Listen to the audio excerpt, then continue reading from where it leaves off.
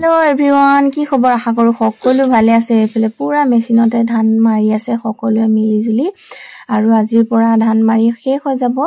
চোতাল ঘৰ ধুনিয়াকৈ সাফ চিকুণ হৈ যাব আৰু তাৰ পাছত এফালে চাকচোন ইমান ধুনিয়াকৈ ধানখিনি ওলাই গৈছে নহনে দেখি একদম ভাল লাগি গৈছে গৈ তাৰ পাছতে এফালে মই আকৌ সকলো লৈ বুলি গাখীৰ চাহকে বনালেনো কি হ'ব তাকো আকৌ চাকচোন মাইকে ধুনিয়াকৈ দিবলৈ বুলি দিলো আকৌ মায়ে দিবলৈ কৈছে মই আৰু ধুনিয়াকৈ কেমেৰাহে কৰি ভিডিও কৰি আছো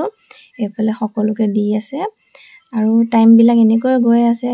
ধুনিয়াকৈ আকৌ চোতাল ঘৰ হাৰি কৰি এফালে চাকচোন ধুনিয়াকৈ আকৌ ঘৰটো যেহেতু বালি হুমালে ন মানে ধান মৰা ধুলি বিলাক তাৰ পিছত হে আৰু ধুনিয়াকৈ মুছি কাছি লৈছো এফালে হাততে একদম কাপোৰ লৈ পুৰা মুছিছো আৰু লাঠি লৈ মুছা নাই এনেকৈ মুছিলে অলপ সাফ চিকুণ নিচিনা লাগে তাৰ পিছতে আকৌ এন্ধাৰ হৈছে গৈ মই ধুনিয়াকৈ আকৌ এইবিলাক মুছি গৈ ভৰি হাত ধুই এফালে ধুনা লগালো আৰু ধুনা লগালে গোন্ধটো ইমান ভাল লাগে নহনে মনচন ভাল লাগি যায় এফালে আকৌ দেউতাই মোক যি আশীৰ্বাদ দিয়ে একদম ৰাতিপুৱা গধূলি ইমান দীঘলকৈ আশীৰ্বাদ দিব মায়ে ক'ব হ'ব কিমাননো আপুনি আশীৰ্বাদ নিদিয়ে এনেকৈ বুলি কয় তাৰ পাছতে আকৌ বাটলৈ বুলি আহোঁতে এফালে চাকচোন আকৌ মাকো লগ পালো মায়ে ওলাই গৈছিল গোখানীজনীক লৈ তাৰ পাছতে মাইকো ধুনিয়াকৈ সেৱা সতা কৰিলো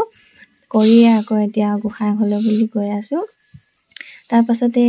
এফালে ভৰাল ঘৰটো আছে হেফালে অলপ সেৱা জনালো ধুনিয়াকৈ গোখাই ঘৰলৈ বুলি গৈছো আৰু এফালে দৰ্জা খুলি লৈছো লৈ আৰু পুৰা মই বাহিৰৰ পৰা ধুনিয়াকৈ সেৱা সতা কৰিছো আৰু এফালে মই গোখাই এটা গাইছো তাকে আপোনালোকে শুনকচোন শ্ৰীমন্ত শংকৰ হৰি ভকতৰ জানা যে নকল্পতৰ তাহান্ত বিনাই নাই আমাৰ পৰম ৰাম আমাৰ পৰম